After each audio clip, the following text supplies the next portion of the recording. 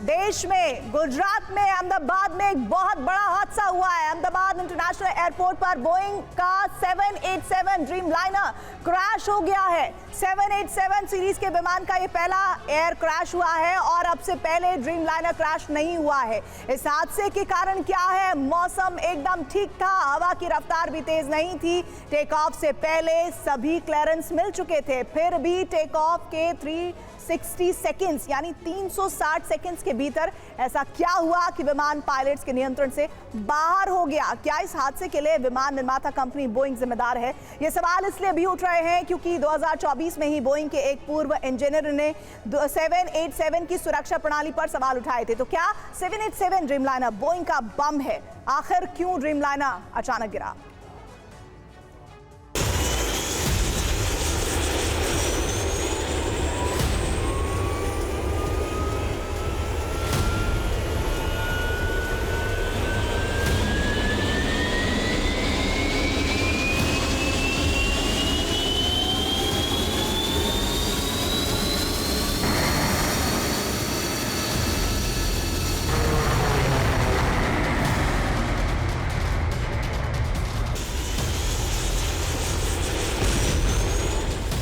Mayday, mayday, mayday.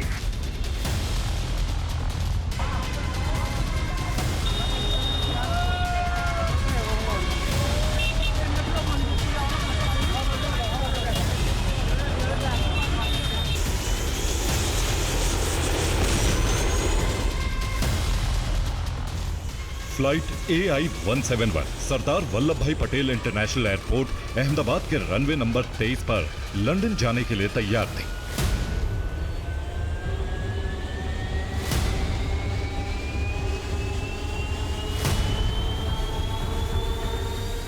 उड़ान से पहले के सभी सिक्योरिटी चेक पूरे कर लिए गए थे, सब कुछ ठीक था। ATC से उड़ान का क्लियरेंस मिलने के बाद दोपहर 1:39 पर विमान ने रनवे नंबर 23 से उड़ान भरी।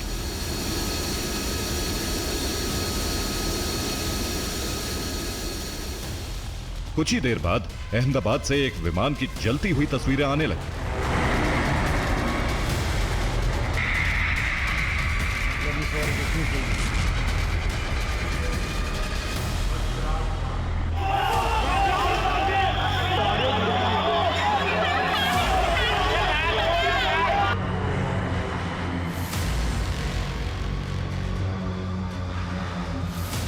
यह विमान AI-171 था।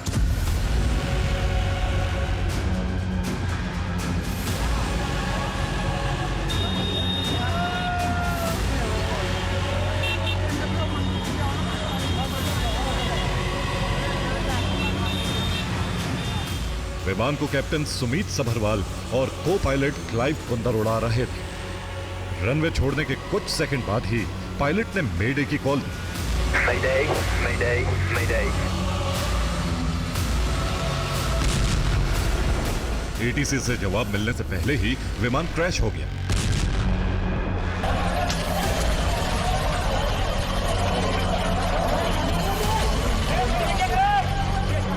उड़ान के कुछ सेकंड बाद ही ATC से विमान का संपर्क टूट चुका था। इस एयर क्रैश पर कई सवाल उठ रहे हैं।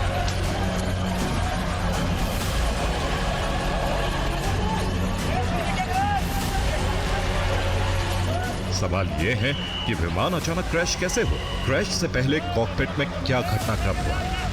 ATC से विमान का संपर्क कैसे टूट गया? क्या विमान का सिस्टम फेल हो गया?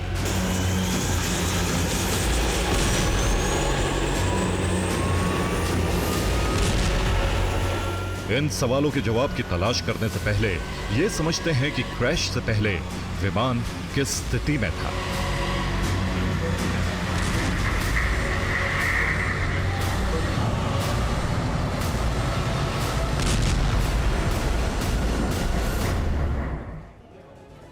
पायलट की तरफ से कहा गया मेडे मेडे मेडे, लेकिन कोई रिस्पांस क्या मिला ये ब्लैक बॉक्स में दर्ज है। लेकिन साथ ही ये भी जानकारी दे दें कि आखिर इन 360 सेकंड्स में क्या हुआ।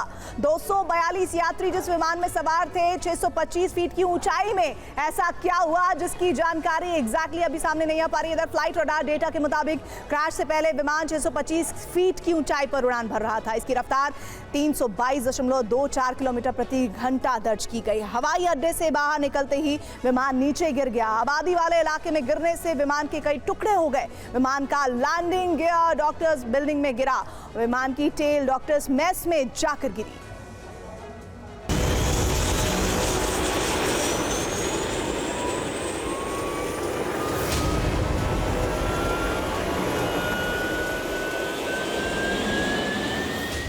जाके जो विमान है वो टकराया और टकराने के बाद यहाँ पर एक बड़ा ब्लास्ट हुआ। ये जो प्लेन है उसके हिस्से यहाँ पर गिरे हुए दिखाई दे रहे हैं।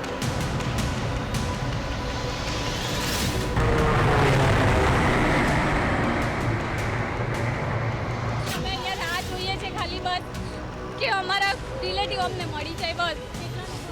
2 જણા હતા। विमान के नीचे गिरते ही आग और धुएं का गुबार उठने लगा।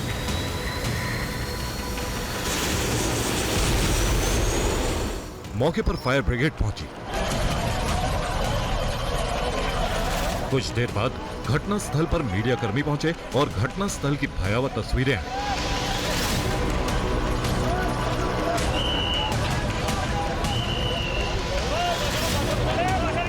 जो प्लेन था वो सीधा जो सामने बड़ी इमारत दिख रही है जिसको डॉक्टर हाउस नाम दिया गया था, यहाँ सब डॉक्टरों के आवास की व्यवस्थाएं की गई थी। यहाँ पर जाके जो विमान है वो टकराया और टकराने के बाद यहाँ पर एक बड़ा ब्लास्ट हुआ और ब्लास्ट होने के बाद जो दोनों ही इमारतें बड़ी सामने देख रहे हैं, वहाँ पर जो आग है वो घटना सामने आ रही है।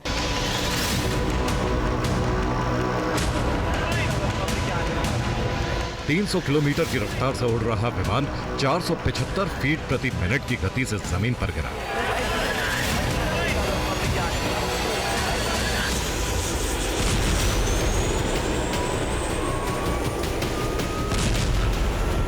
इससे विमान के कई टुकड़े हो गए।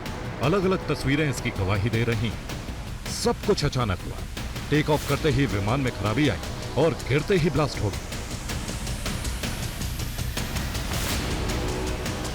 अंतिम समय में आए वीडियो इस बात की तस्दीक कर रहे हैं कि पायलट विमान को हवा में ऊपर उठाने की कोशिश कर रहे थे, क्योंकि विमान की नोज हवा में ऊपर उठी हुई। विमान के गिरने से एक जोरदार ब्लास्ट हुआ और इसकी वजह थी फ्यूल टैंक।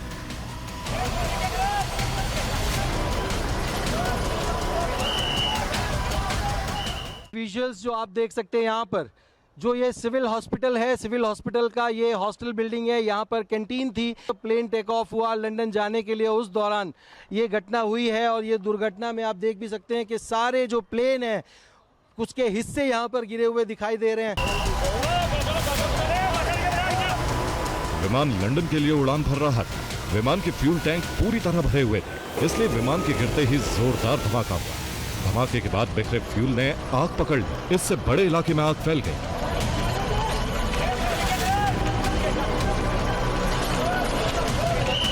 हादसे के बाद विमान में सवार यात्रियों के परिवार अहमदाबाद के सिविल अस्पताल में जमा होने लगे। की तरफ से कुछ भी बताया गया है आपको कि कहां पर लेके गए हैं उनको? कुछ नहीं बताया। आपके कौन सवार थे इसमें? वो भी मेरी मासी जी है। आप साथ में ही हैं? मैं भी रखने गई थी उसको, एयरपोर्ट में भी ड्रॉप करने गई थी मैं। तो इस वक्त जिस तरह से ये बता रहे हैं, इनको अभी तक कुछ भी पता नहीं चल पाया है कि आखिर उनको कहां पर लेके जाया गया है। और यहाँ पर जिस तरह से हम देख पा रहे हैं, काफ़ी दुख का माहौल और काफ़ी लोगों को ये भी नहीं पता है कि आखिर उनके जो परिजन थे उनको किस अस्पताल में रखा गया है। आपके कौन सवार थे इस फ्लाइट में? मैं हस्बैंड। विमान कैसे क्रैश हुआ, इस पर एविएशन एक्सपर्ट्स फिलहाल कई तरह के अंदाजे लगा रहे हैं। पहला अंदाजा ये है कि विमान में तकनीकी खराबी आई होगी। विमान का तेजी से नीचे गिरना और टेक ऑफ के बाद सिग्नल खो देना इसकी वजह मानी जा रही। विमान में मैकेनिकल और सिस्टम फेलियर एक साथ होने की आशंका है, हालांकि अभी इसके सबूत नहीं मिले। दूसरा अंदाजा है मानवीय भूल। हालांकि दोनों पायलटों को उड़ान का लंबा अनुभव था, लेकिन विमान की कम ऊंचाई और अचानक आई गड़बड़ी के कारण पायलट विमान पर नियंत्रण नहीं कर पाए होंगे। तीसरी वजह हो सकती है बाहरी कारण, लेकिन विमान पर सैबटाश हमले, आतंकवादी हमले के सबूत नहीं। उड़ान के वक्त मौसम एकदम ठीक था, हवा की रफ्तार भी उड़ान के लिए एकदम सही थी। चौथा कारण हो सकता है एयरपोर्ट और एटीसी की गड़बड़ी। उड़ान के कुछ देर बाद विमान से एटीसी का संपर्क कट गया। एटीसी और पायलट के बीच मिसकम्युनिकेशन के सबूत नहीं। हालांकि एटीसी और पायलट की बातचीत की जांच की जाएगी। एयरपोर्ट की ऑपरेशन में भी कमी के कोई सबूत नहीं।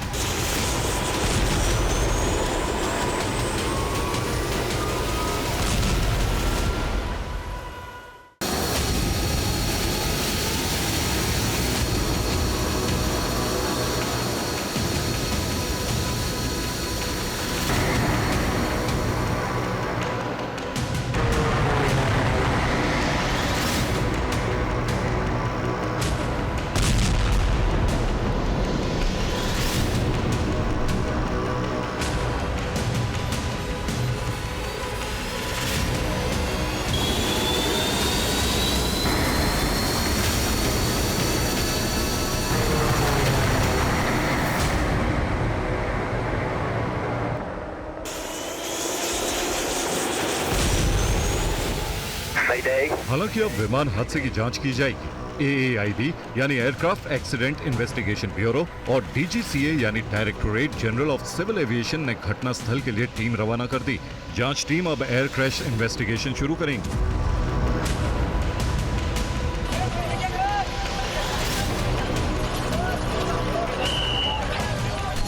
विमान का ब्लैक बॉक्स रिकवर किया जाएगा। ब्लैक बॉक्स में पायलट की बातचीत और ATC से की गई रेडियो बातचीत रिकॉर्ड होती है। उम्मीद है कि लपटों और तापमान से ब्लैक बॉक्स को ज्यादा नुकसान नहीं हुआ होगा। क्रैश साइट पर गहन जांच की जाएगी। विमान के हर टुकड़े को छुटाकर उसका परीक्षण किया जाएगा। विमान के मेंटेनेंस रिकॉर्ड चेक किए जाएंगे। मैन्युफैक्चरिंग के दौरान गड़बड़ी का पता लगाया जाएगा। ऑपरेशन के दौरान आई किसी खामी के बारे में पता लगाया जाएगा। इन सब के आधार पर क्रैश के कारणों तक पहुंचने की कोशिश की जाएगी। बोइंग 787-8 ड्रीम लाइनर का पहला हादसा है। इस हादसे के बारे में एयरक्राफ्ट बनाने वाली कंपनी को जानकारी दे दी गई। विमान बनाने वाली बोइंग कंपनी हादसे पर जानकारी जुटा रही। हालांकि अभी तक हादसे पर कोई बयान नहीं दिया गया। Flight AI-171 Boeing 787-8 dream liner के गिरने के बाद अमेरिकी शेयर बाजार में बोइंग के शेयर में 6.5% की गिरावट दर्ज की गई है। 2024 में बोइंग के एक पूर्व इंजीनियर ने ड्रीम लाइनर की सुरक्षा पर चेतावनी जारी की थी। विसल ब्लोअर इंजीनियर ने वॉशिंगटन के कोर्ट में कहा था कि दुनिया के सभी ड्रीम लाइनर की उड़ान बंद कर दी जानी चाहिए।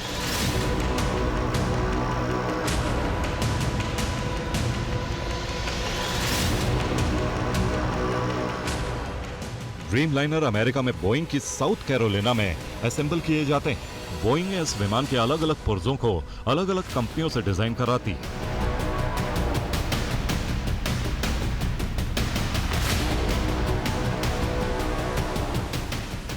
दो 2018 से 2024 के बीच दुनिया भर में बोइंग के कई विमान हादसों का शिकार हुए हैं, जिसके बाद बोइंग कंपनी सवालों के घेरे में रही। ये तस्वीरें 19 जून 2024 की हैं। अलास्का एयरलाइंस का 737 विमान हादसे का शिकार होने के बाद अमेरिकी सीनेट ने बोइंग के CEO को बुलाकर सवाल किए थे। 5 जनवरी 2024 को अलास्का एयरलाइंस की फ्लाइट टेक ऑफ के कुछ मिनट बाद ही हादसे का शिकार हो गई थी। हवा में बोइंग 737 का डोर प्लग निकल गया, जिससे केबिन से ऑक्सीजन खत्म होने लगी। इसी मामले में बोइंग CEO को US सीनेट में तलब किया गया था।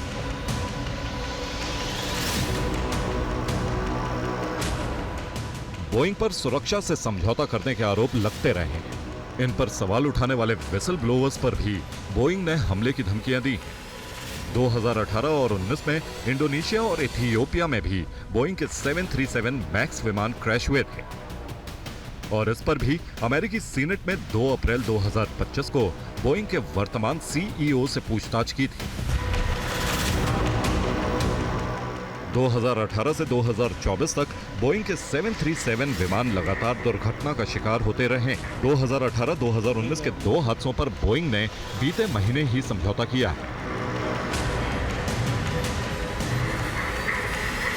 कानूनी कार्रवाई से बचने के लिए यूएस डिपार्टमेंट ऑफ जस्टिस के आदेश पर पीड़ितों को 9,400 करोड़ रुपए दिए और अब 787 के हादसे ने बोइंग की विश्वसनीयता पर फिर सवाल खड़े कर दिए। Bureau report, TV9, Bharatvarsh.